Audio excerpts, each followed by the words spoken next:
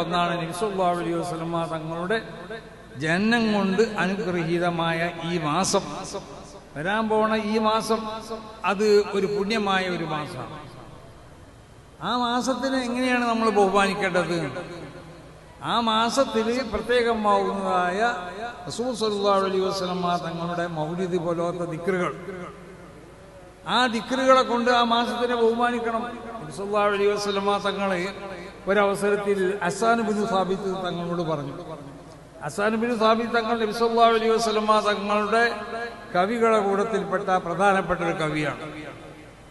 ആര് നബി സല്ലല്ലാഹു അലൈഹി വസല്ലമ തങ്ങളെ ആക്ഷേപിച്ച് പാട്ടുപാടിയാലും ഹസ്സാൻ റളിയല്ലാഹു തആല അൻഹു അതിലേക്ക് മറുപടി പറയും.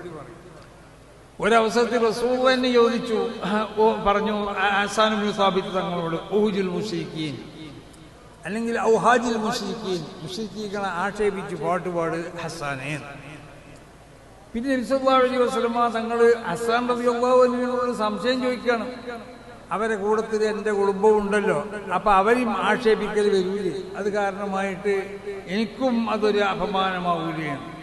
അപ്പൊ ഹസ്സാൻ റളിയല്ലാഹു അൻഹു റസൂലുള്ളാഹിനോട് പറഞ്ഞു, ഞങ്ങൾ കവികളാണ്, ഞങ്ങൾക്ക് ഒരാളെ പറ്റി അല്ലെങ്കിൽ ഒരാളെ കുടുംബത്തിനെ പറ്റി പറയുമ്പോൾ അയാൾ അതിനെ എങ്ങനെ ഒഴിവാക്കി പറയണം, അയാളെ എങ്ങനെ അതിലേക്ക് ചേർത്ത് പറയണം, അതൊക്കെ ഞങ്ങൾക്ക് കവികൾക്കറിയാം. നബിയെ അതുകൊണ്ട് നബി തങ്ങൾ ഒരിക്കലും നബിയെ തങ്ങൾ ഒരു നിലക്കുള്ള പ്രയാസവും നബിയെ തങ്ങൾക്ക് വേണ്ട. അത് വെണ്ണയിൽ നിന്ന് നൂല് ഊരുന്നത് പോലെ നബിയെ തങ്ങളെ ഇന്ന് ഒഴിവാക്കിക്കൂടി നമ്മൾ പറഞ്ഞു.